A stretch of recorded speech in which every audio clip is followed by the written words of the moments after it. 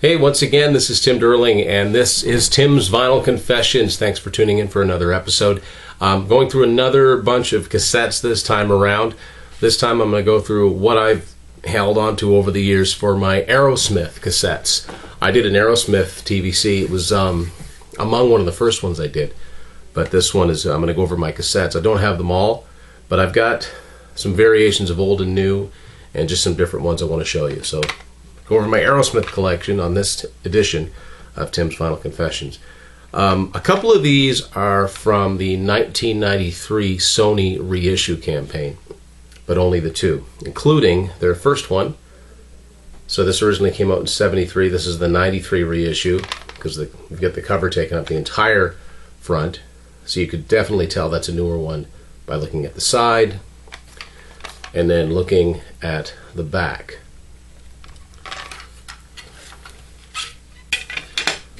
This is what the cassette itself looks like,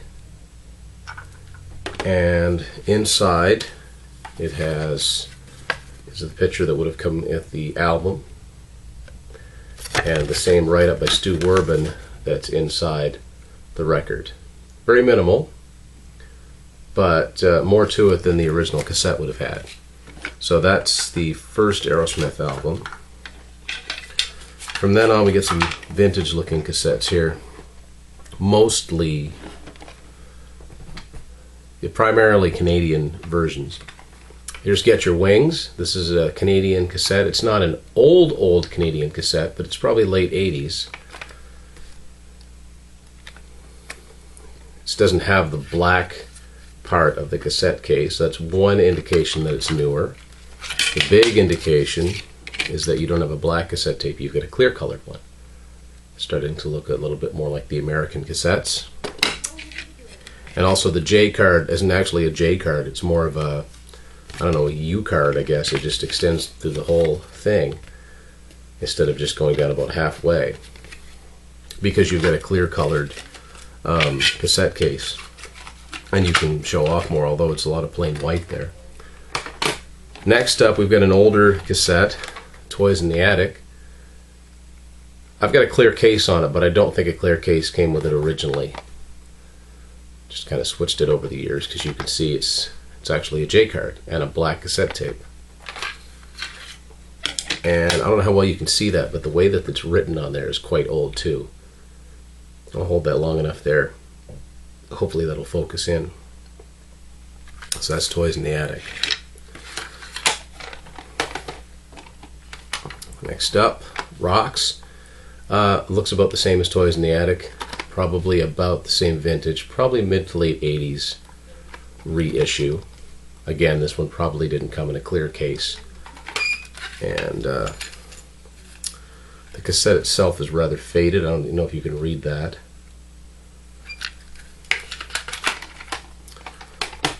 Okay, next up, this is an American version of Draw the Line. And it's one of those old CBS cassettes which has certain song titles listed on the front, but not all of them. Other editions would just have a barcode. We kind of talked about that in the Journey edition that I did for my cassettes.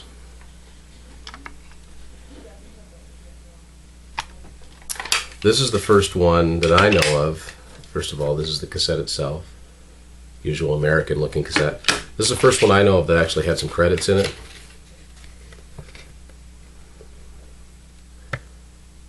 And that continues over to the other side here. So let's draw the line. Moving along.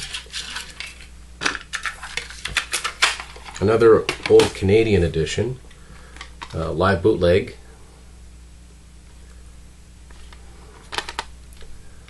One of those ones that's a double album, but still only one cassette, because cassettes held more. You can see that's actually got a sticker on the side of this. They put those stickers on the black cassettes too, so I don't know exactly which point this would have come out. There's nothing in it for credits.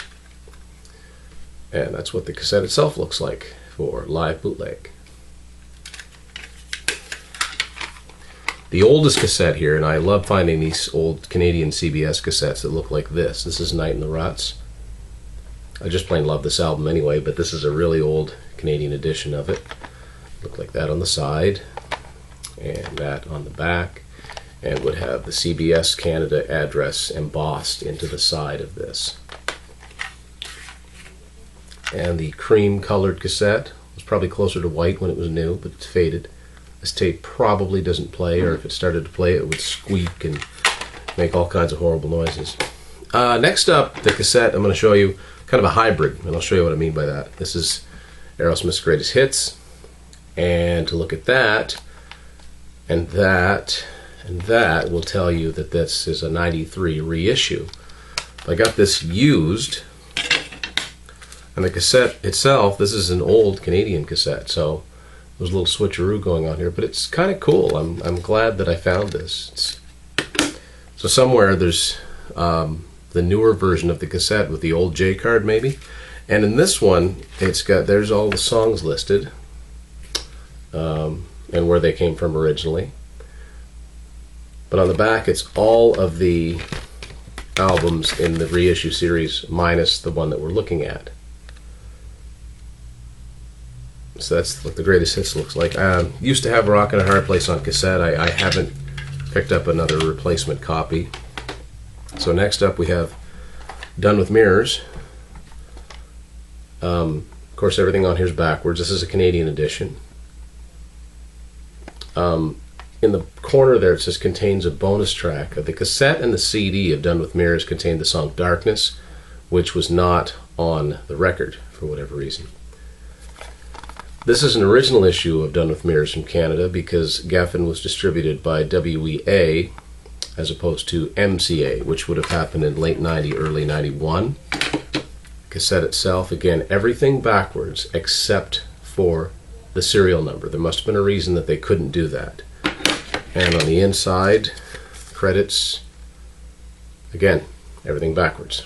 It was a gimmick that did not work. I like this album a lot, but they eventually, sometime in the 90s, put out a CD. I've seen it, because my CD is an American original issue of it, or at least close to the original issue. But eventually they put out another CD where everything is frontwards, which would have been easy to read.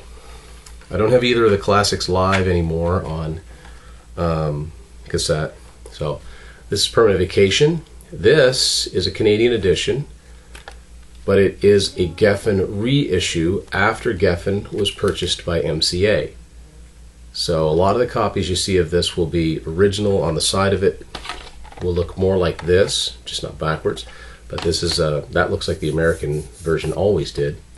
And I don't know if you can see or not, but there's the MCA logo embossed into the cassette case itself. And there's the cassette.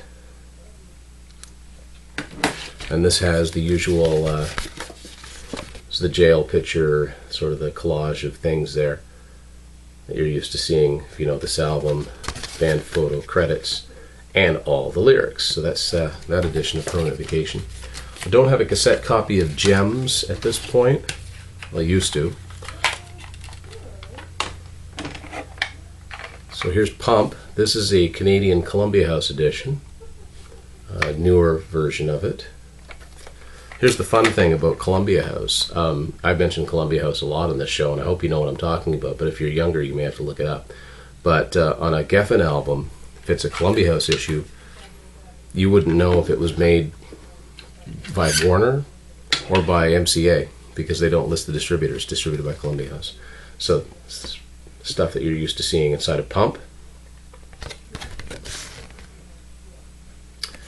And there's the cassette itself. A buddy of mine has Pandora's Box on CD, and it came in the same, originally it came in the same box the CDs did, but it held cassettes, which is kind of neat. Okay, here's Get a Grip. This is a Canadian, no, this is a US edition. It's a US edition. I think it's Columbia House. A lot of things inside of the Get a Grip album, like a lot of, the fold-out's pretty thick.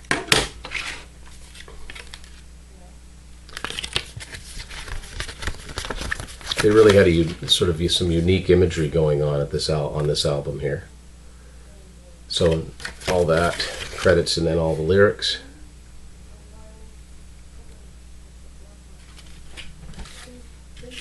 It's interesting how some of the artwork that would originally come with the album, I'll hold this up again, the sort of pinhead image there, like they would reuse that stuff. For instance, I believe that was the artwork for the Livin' on the Edge single. So when the album came out, it kind of had a theme. And 94, this is Big Ones. This was Geffen's best, they threw the best of together. Well, best of the biggest hits. Nothing from Done with Mirrors on here, which always bothered me. This is the time when I realized, boy, they have a lot of ballads. This is a US edition. And it's the cassette itself. And inside of it is these credits here. The Permanent Vacation, Pump and Get a Grip, which is where most of these songs came from, although it did have some new tracks on it. What's funny about this is the big holes they put in here. I don't know why they did that. Big ones, I guess. That's probably all the cassettes at the time came out like that. So next up I have something interesting. 97 they released 9 Lives, and the cover that originally came with it, I'll grab the CD real quick. Hold on. If you've got a pause button, you can do that. I just want to refresh in case anybody forgets what it looked like. When 9 Lives originally came out, it had this cover on it, so of course that's what everything was on. And there were some complaints that this was offensive, so it got withdrawn. And I didn't get the replacement CD. I'm glad I got the original, but the replacement looks like this. So eventually that became the only version you could get. So I've got this on cassette. This is an American edition. No, actually, it's not. It's a Canadian edition. My bad on that.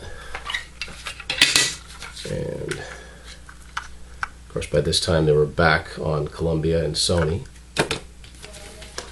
And again, they had some strange artwork going on here that wound itself through all the singles that came out from this. Really, really hard to read credits. So that's 9 Lives.